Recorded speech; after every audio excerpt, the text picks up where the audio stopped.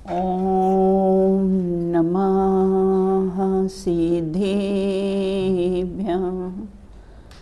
वन्दो ज्ञानानन्दकर नेमिचन्द्र गुणकान् माधव वन्दित विमल पद पुण्यपयोनिधिनन्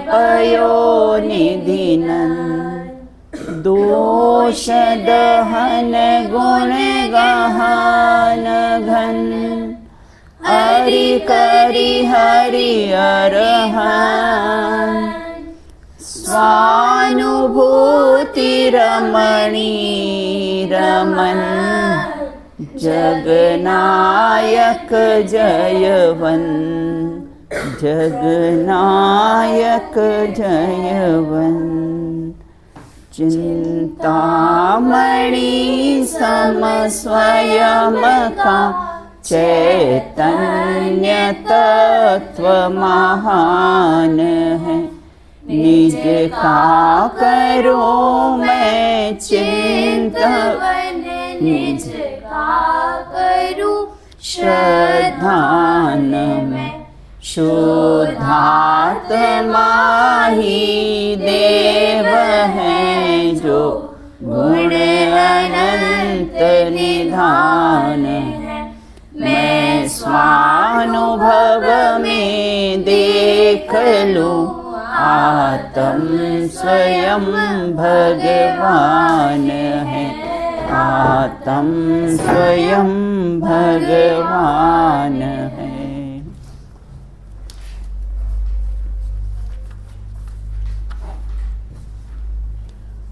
अपनी चर्चा यहाँ पर पूर्व में कर्म के जो 10 अवस्थाएं होती है उस पर अपनी चर्चा कैसी है चल रही थी, जिसमें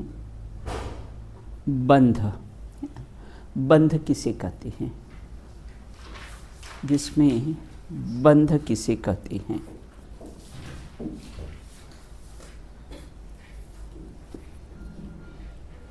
हाँ बताइए नमीन।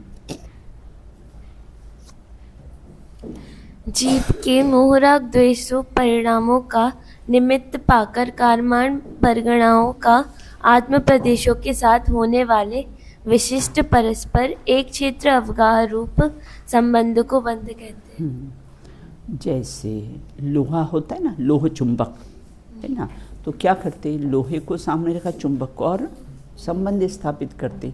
उसी प्रकार से जीव के परिणामों का निमित्त पाकर ये कारमान वर्गणाएं कैसी है उससे संबंध स्थापित कर लेती है, जीव के साथ कैसी है संबंध स्थापित कर लेती है, उसे कैसा है बंध कहते हैं। एक क्षेत्रावगाह, एक क्षेत्रावगाह, एक मतलब एक क्षेत्र मतलब एक ही स्थान में, अवगाह मतलब वहाँ पर रहना, तो एक ही स्थान में दोनों का रहना। जैसे दूध और जल दोनों एक ही स्थान में रहते हैं। और कहते हैं कि इसके 4 भेद होते हैं। इसके 4 भेद हमने देखे थे, कौन कौन से हैं? हाँ आयुषी बताइए।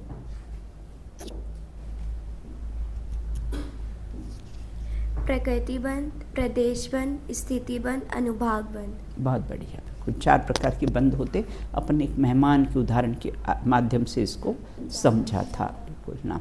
फिर कहते हैं सत्व किसे कहते हैं, सत्व किसे कहते हैं, सत्व मतलब सत्ता है ना, तो सत्व किसे कहते हैं।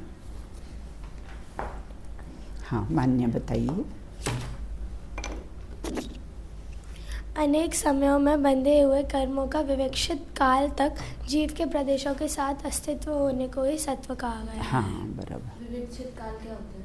विवक्षित काल मतलब जो काल, मतलब जितना काल उसका समय होता है ना, विवक्षित।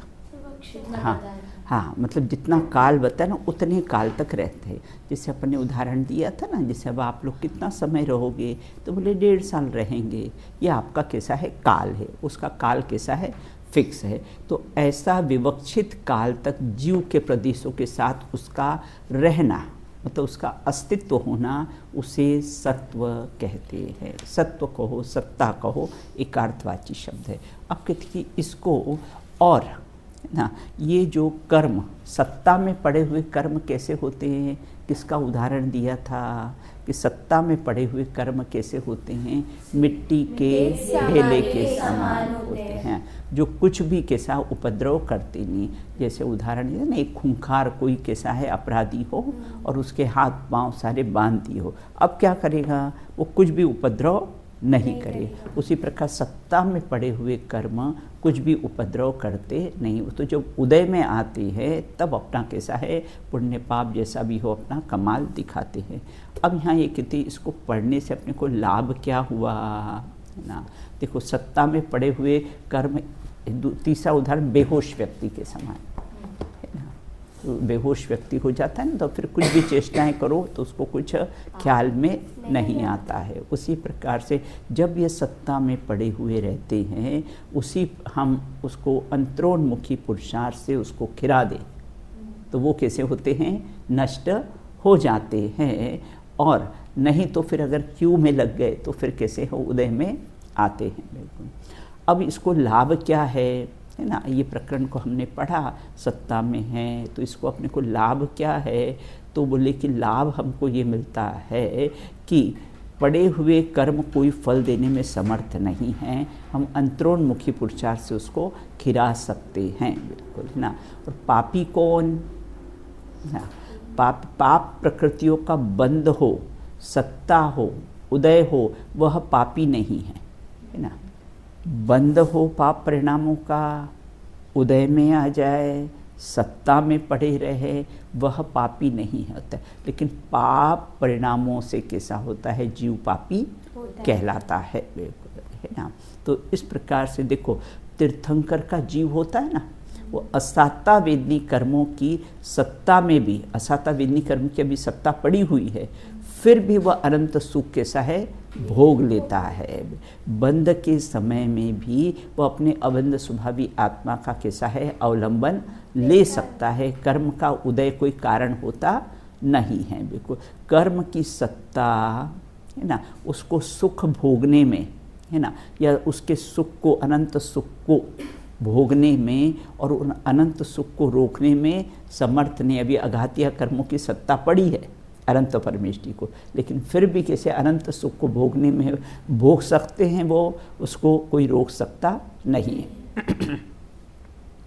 अब कहते ये तो पुण्य पाप प्रकृति चाहे सत्ता में पड़ी हो, लेकिन वो त्रिकाली, ध्रुव, अभेद, किला, महादुर्ग उसके अंदर प्रवेश कर सकती नहीं है। बिल्कुल ना।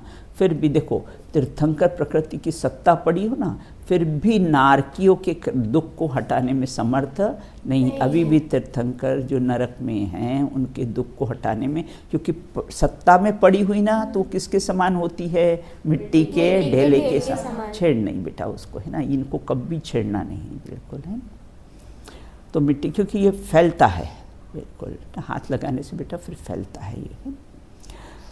तो इस प्रकार से यहाँ ये कहते हैं, तो क्या अपने को क्या मतलब अपने को शिक्षा मिली है कि मैं तो अनंत सामर्थ्य संपन्न हूँ, स्वभाव से शेर हूँ, विभाव तो कैसा गीदड़ के समान होता है। बिल्कुल, मैं तो कैसा हूँ, सूर्य हूँ, मैं किरण नहीं हूँ। बिल्कुल, तो 13 की तरह रहना, 16 की तरह नहीं, समझे। 13, 1 और 3, मतलब वो 3 का मुख किसके समान, किसके पास है, 1 के समान, और 16 के समान नहीं, विपरीत डायरेक्शन में नहीं। अपनी परिणति, अपनी पर्याय किसके समान होना चाहिए, 30 है ना। एक त्रिकाली ध्रुव भगवान आत्मा के सन्मुख होना चाहिए। 16 के समान नहीं, विपरीत दिशा में नहीं होना चाहिए। बिल्कुल है ना। अब इस प्रकार यहाँ ये कहते हैं, ये देखो, बंद समय ही चेत रे चेतन, उदय समय ना कर क्रंदन।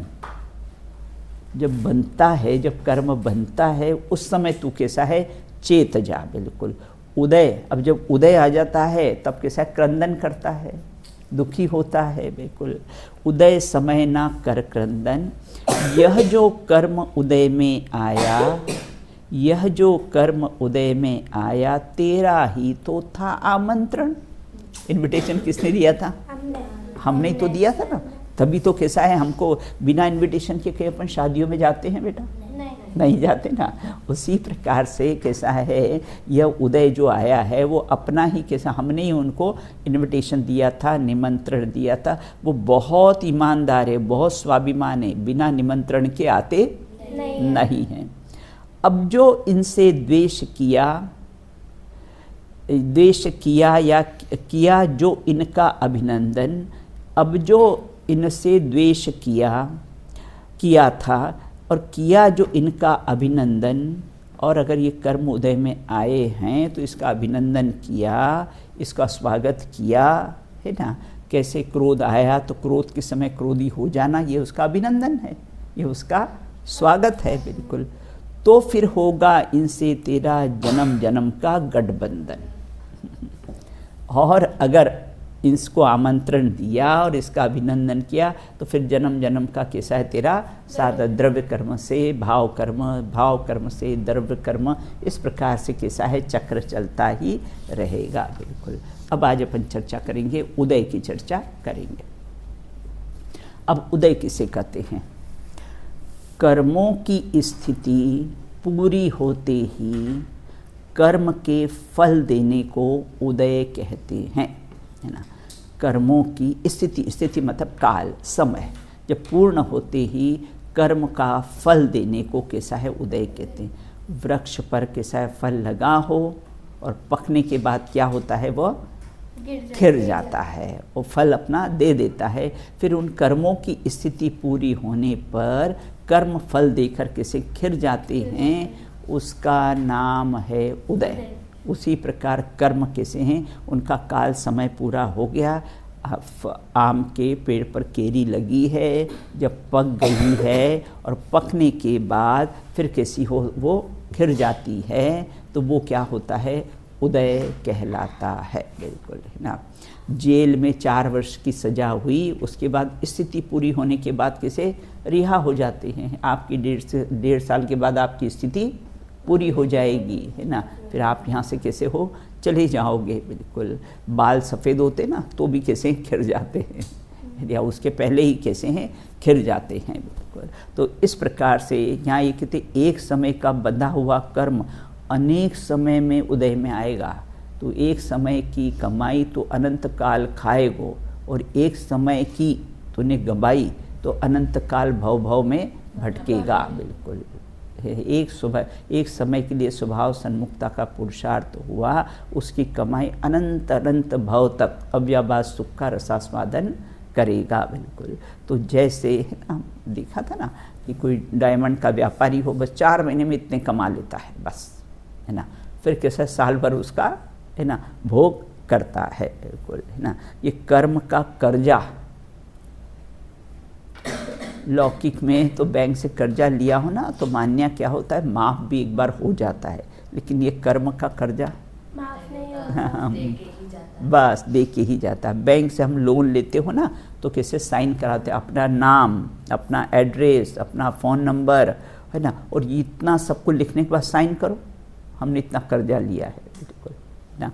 उसी प्रकार यहाँ ये कहते हैं कि हमारे पास भी हस्ताक्षर हो जाते हैं, ये हमको उदय में आते ना तो हमने सब सिग्नेचर किए हैं उसको, कि हमने ये अपराध किया है, उसका फल कैसा है हमको। ज्ञानी पुरुष कर्जे को इसी भाव में चुका देते हैं, है ना। ज्ञानी पुरुष क्या होते हैं, कर्जे को इसी लेके नहीं जाते कर्जे। भरत जी ने सारा कर्जा इसी भाव में चुका दिया था, रामचंद्र जी ने इसी भाव में कर्जा चुका दिया था, लक्ष्मण और सीता जी का कुछ कर्जा शेष रहा था तो एक भाव धारण करके फिर उसमें कैसा है वो उन्होंने चुकाया है बिल्कुल। तो पूरा कर्जा चुकाए बिना मुक्ति नहीं मिलेगी।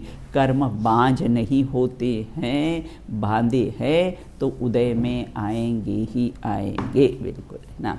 अब कहते हैं कर्म का उदय दुख नहीं देता है, मात्र क्या करता है मिष्टी, हमारे किए का ज्ञान। एक बात ध्यान रखना, कर्म का उदय दुख नहीं देता है, मात्र हमारे किए का ज्ञान कराता कि हमने ये किया था बिल्कुल।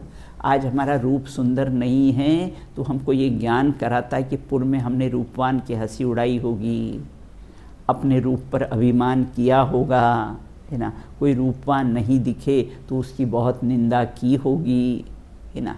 इसलिए अभी हमको कैसा है, रूप नहीं मिला। तो ये दुखी नहीं करता है, मात्र हमारे किए का कैसा है, ज्ञान कराने के लिए आता है, बिल्कुल ना।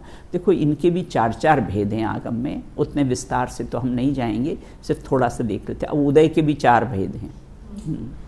तो कहते प्रकृति उदय मतलब मूल, हाँ मूल प्रकृतियाँ जो ज्ञानावरणादि का है ना, 8 प्रकृतियाँ।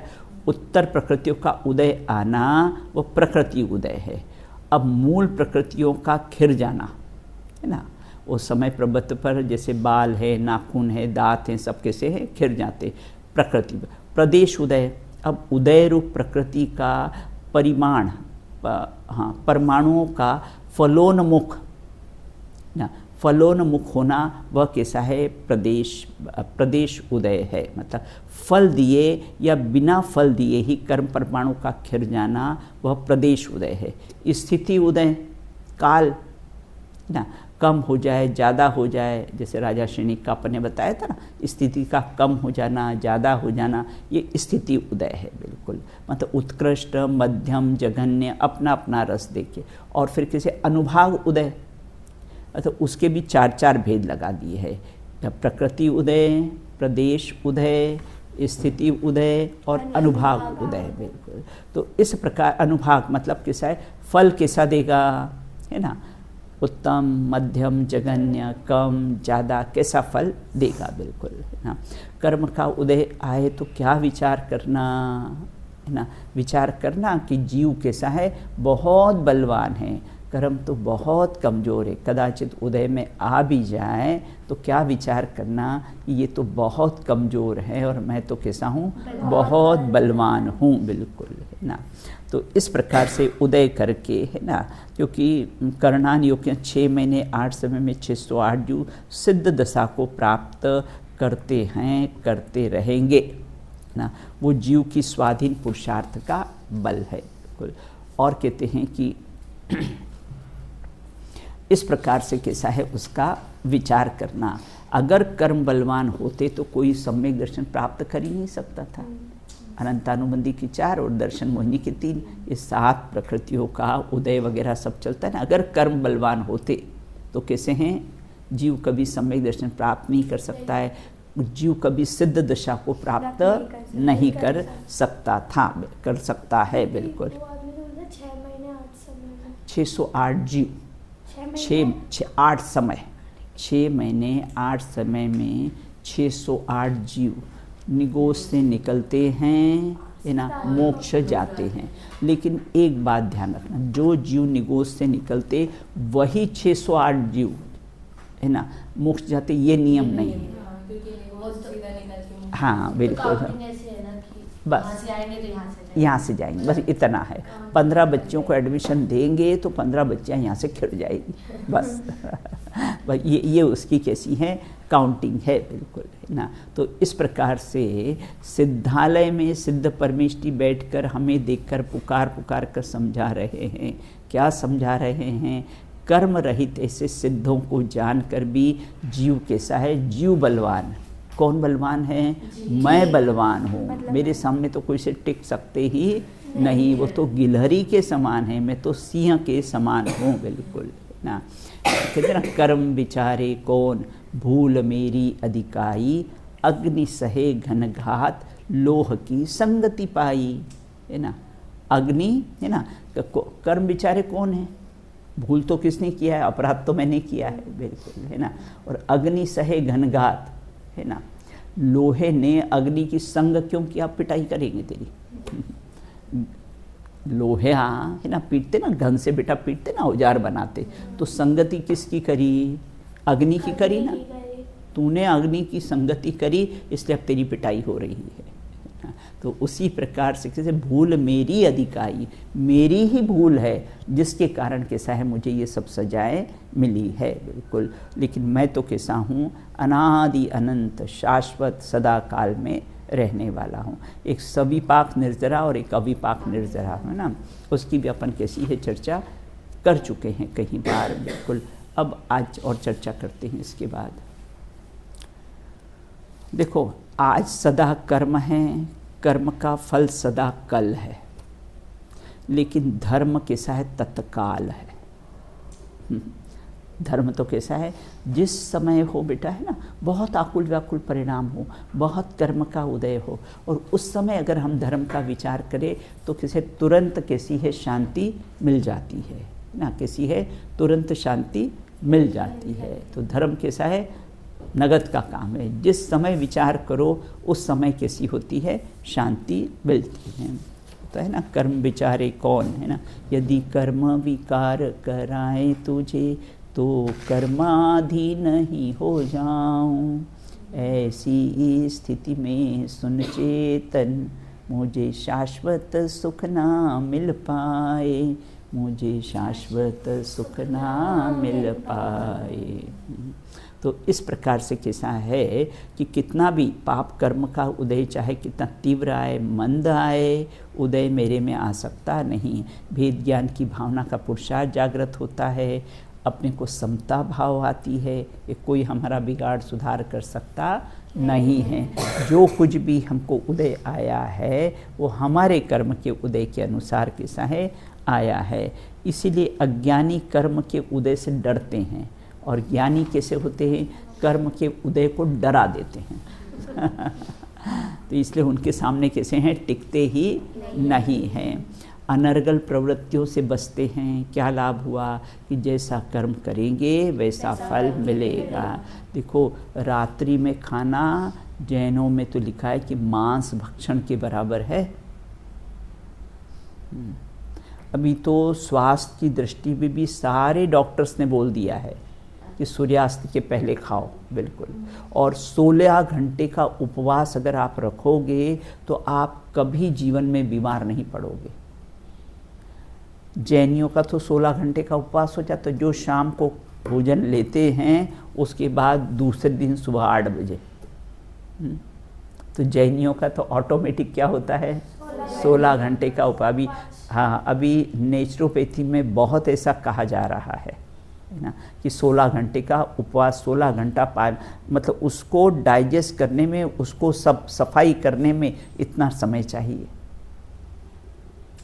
तो इसलिए अपने को तो कैसा है, धीरे धीरे आदत डालो, है ना। चलिए, धन्य वे नहीं हैं जो पुण्य के उदय में धर्म को भूल जाते। होता है ना, पुण्य का उदय हो तो क्या करते? हाँ, धर्म जरा भी कुछ घर में काम, सबसे पहले मंदिर छूटता है।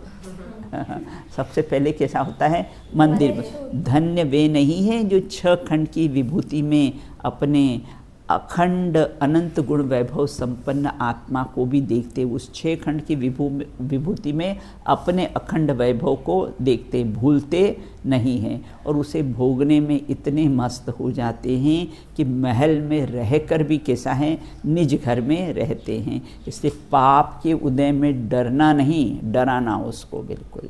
यह तो एक जीवन का पार्ट है बेटा। ये पाप के उदय आते हैं ना, तो ये तो कैसा है? जीवन का एक पार्ट है, बिल्कुल, है ना। उसमें अपने को इष्ट अनिष्ट पना मानकर उसमें उलझना नहीं, उदय में रीझना नहीं। उदय के कारण से हमको कैसी है? ये शिक्षा मिलती है। अब कहते हैं उदीर्णा। उदीर्णा, है ना, किसे कहते हैं उदीर्णा? जीव के परिणामों का निमित्त पाकर कर्म की स्थिति पूरी हुए बिना ही खिर जाना, उसे कैसे? कर्म के उदय में आकर फल देकर खिर जाना, उसको कैसे? उदीर्णा कहते हैं, बिल्कुल। जीव के सब में बेटा एक बात लगाइए कॉमन, जीव के परिणामों का निमित्त पाकर स्थिति बढ़ती है और स्थिति कैसी है? घटती है, बिल्कुल, है ना। तो यह कहते हैं जीव के परिणामों का निमित्त पाकर कर्मों की स्थिति पूरी नहीं हुई। कोई जेल में था और बहुत अच्छा काम किया तो 5 साल की सज़ा थी और 3 साल में उसको रिहा कर दिया, है ना। पहले ही कैसा है? वो जेल से रिहा हो गया है, बिल्कुल। तो उस प्रकार इसको बेटा एक शब्द कहते हैं, जिस कर्म का उदय का काल नहीं था उस कर्म के उदय को काल आने को उदीर्णा कहते। उदीर्णा का एक नाम है अकाल पाक।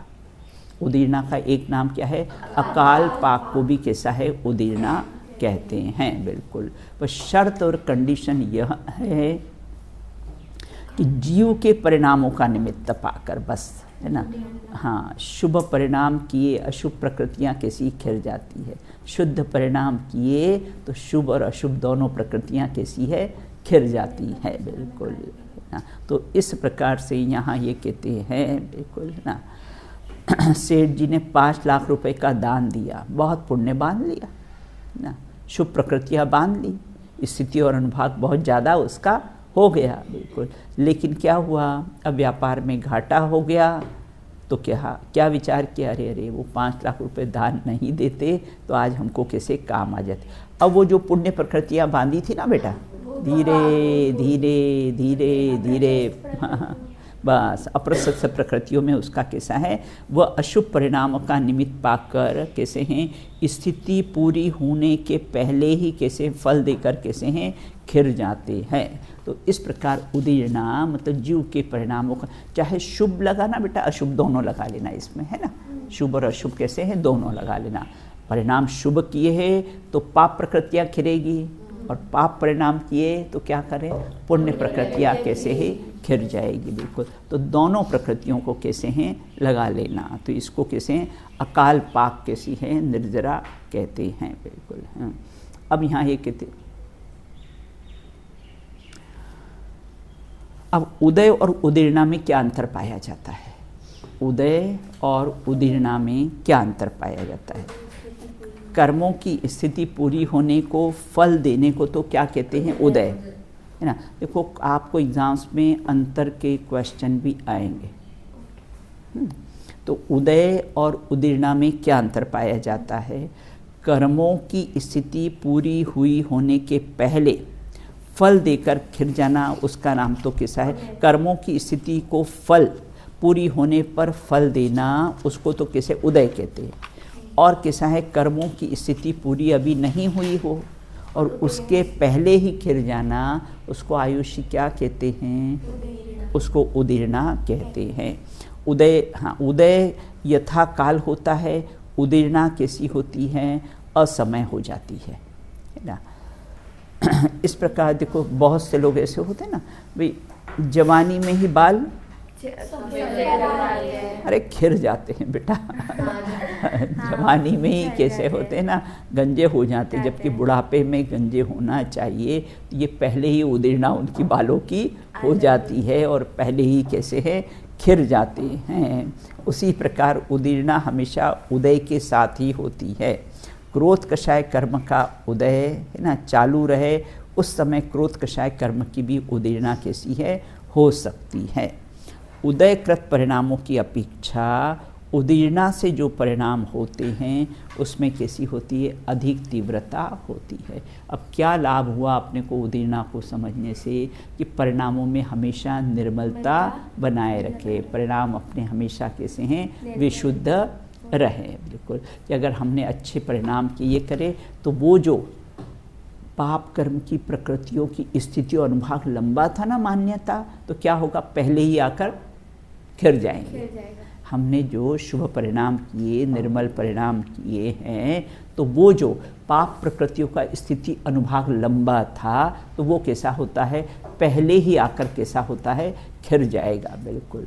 तो इस प्रकार से ही अपने को लाभ हुआ कि हमारे परिणाम कैसे हैं, हमें अपने अच्छे सदा स्वच्छ रखना चाहिए। इसमें भी कैसे कर्म कमज़ोर है, मैं बलवान हूँ, अंतरोन्मुखी पुरुषार्थ जागृत होता है, कषायों की मंदता होती, ये प्रकरण को अपने को भेद ज्ञान की भावना जागृत होती, वैराग्य में कैसी होती है? वृद्धि होती है। देखो एक प्रश्न है, अगर उदीर्णा करण नहीं होता तो क्या होता है? 10 करण है ना बेटा। अगर उदीर्णा करण नहीं होता, यदि उदीर्णा करण नहीं होता तो साधक को कर्मों की निर्जरा के लिए विशिष्ट पुरुषार्थ पाया जाता है, उसका प्राप्त होना संभव ही नहीं है। तप करी जो कर्म की पावे, सो ही शिव सुख दरसावे।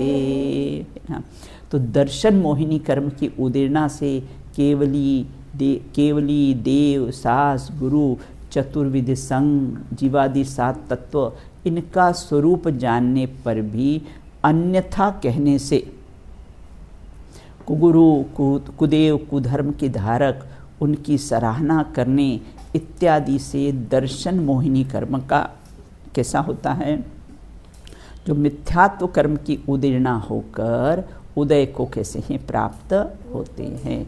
और यह जो तत्काल ही कैसा है, सम्यक दृष्टि से कैसा है, परिणामों के निमित्त से मिथ्या दृष्टि हो जाता है, मिथ्या दृष्टि से कैसा है, सम्यक दृष्टि हो जाता है। सिंह का उदाहरण सा देखो, एक समय पहले का परिणाम सिंह को मार के खा रहा है, कितने क्रूर परिणाम, कितने हिंसक परिणाम।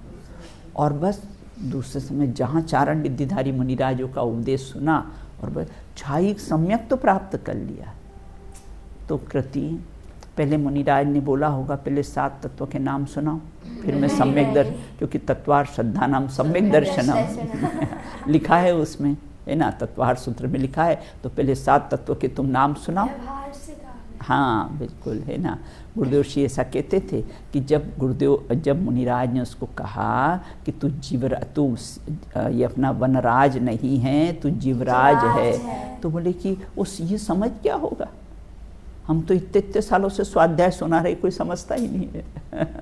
और सिंह ने कैसा है ना, बस इतना सा उपदेश दिया और कैसा है वो समझ गया होगा। तो इस प्रकार से कैसे हैं कर्म, कैसे हैं बहुत, है ना। देखो ऐसे कर्म के भी सबके 4 भेद हैं बेटा। जैसे अपन ने कहा ना, प्रकृति उदीर्णा, प्रदेश उदीर्णा, स्थिति उदीर्णा, अनुभाग उदीर्णा, सबके कैसे हैं। उदय के भी अपने 4 भेद लिए थे, ऐसे उदीर्णा के भी कैसे हैं 4 भेद हैं। तो विशुद्ध परिणामों से कर्मों की कैसी है, ये उदीर्णा हो जाती है बिल्कुल। इसलिए परिणाम कैसे रखना बेटा, हमेशा विशुद्ध निर्मल रखना। देखो पढ़ाई पढ़ने के लिए नहीं है, अपने जीवन में उतारने के लिए है बिल्कुल, है ना। तो अपने जीवन में नहीं उतारा तो कृति क्या होगा, पढ़ डाला बस। मुझे तो ऐसा लगता कि फिर टाइम पास है बेटा, है ना। अगर पढ़ा और अगर हमने जीवन में नहीं उतारा तो समझो हमने टाइम पास किया है बिल्कुल, है ना। शो ऑफ बिल्कुल है कि नहीं। अब कहते उत्कर्षण किसे को, उत्कर्षण मतलब बढ़ना।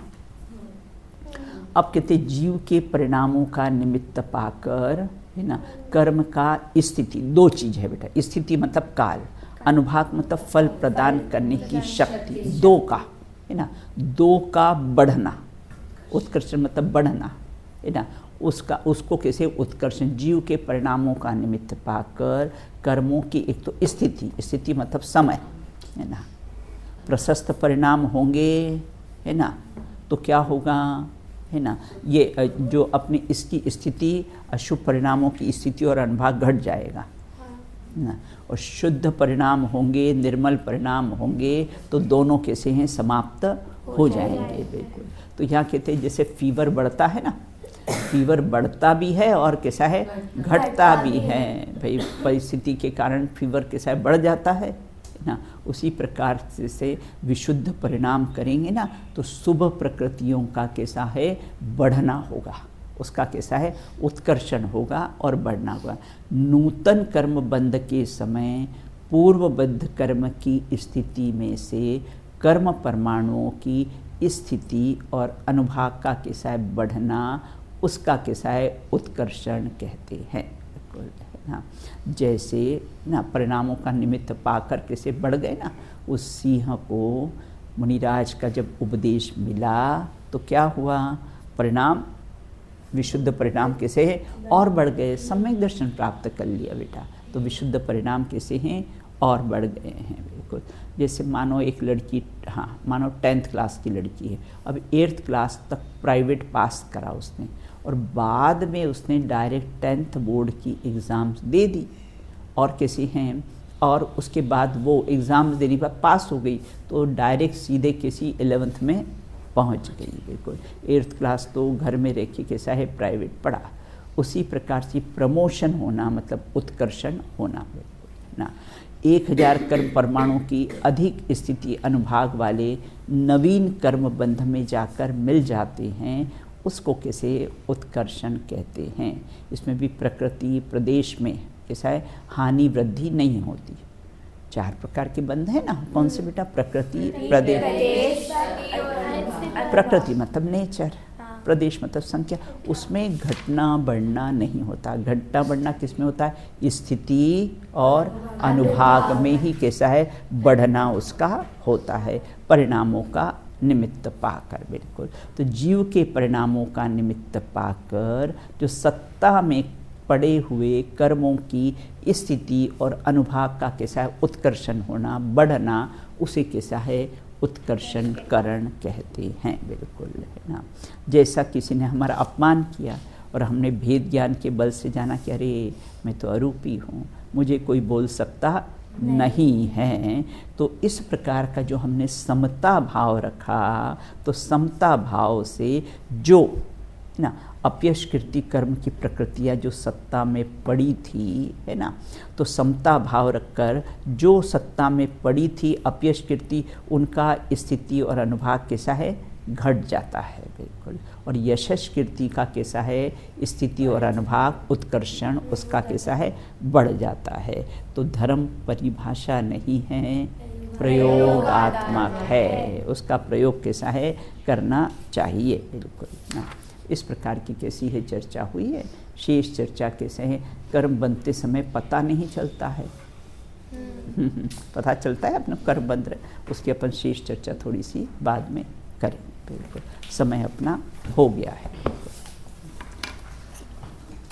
हमें को खलु सोधो दर्शन नाण मयो सदा रूबी नवि अथि मज किंचिवी अर्णम परमाणु में तंपी मैं एक शुद्ध सदा रूपी ज्ञान द्रव्य हूँ यथार्थ से कुछ अन्य को मेरा ननिक परमाणु मात्र नहीं, अरे परमाणु मात्र नहीं। अपन ने बेटा जो दो पढ़ा है ना, उसका अपन कैसा है, एक बार है ना उदय है, उदीर्णा है और उत्कर्षण, 3 की परिभाषा एक बार आप दोहरा लीजिए। बिल्कुल ना। सबसे पहले तो उदय का, हाँ बोलिए, एक साथ बोलिए। कर्म की स्थिति पूरी होने ही कर्म की स्थिति पूरी होते ही कर्म के फल देने को उदय कहते हैं। उदीर्णा किसे कहते हैं? जीव के परिणामों के निमित्त से कर्म की स्थिति पूरे हुए बिना ही कर्म के उदय में आकर फल देने को उदीर्णा कहते हैं। उत्कर्षण जीव के परिणामों का निमित्त पाकर कर्म की स्थिति अनुभाग के बढ़ने को उत्कर्षण कहते हैं। अब है ना शेष बस इसकी है ना, और 3-4 उसके रहे हुए हैं ना, फिर अपने ये 10 करण इसके पूरे हो जाएंगे। बोलिए अनंत अनंत सिद्ध परमेष्ठी भगवंतों की जय हो। नित्य बोधि द्वादशांगमयी जनवाणी माता की जय हो। वन में विचरण करने वाले समस्त वीतरागी संतों की जय हो। अंतिम शासन नायक भगवान महावीर स्वामी की जय हो। अहिंसा परमो जैन धर्म की जय हो। एक साथ बोलिए जय जीव जय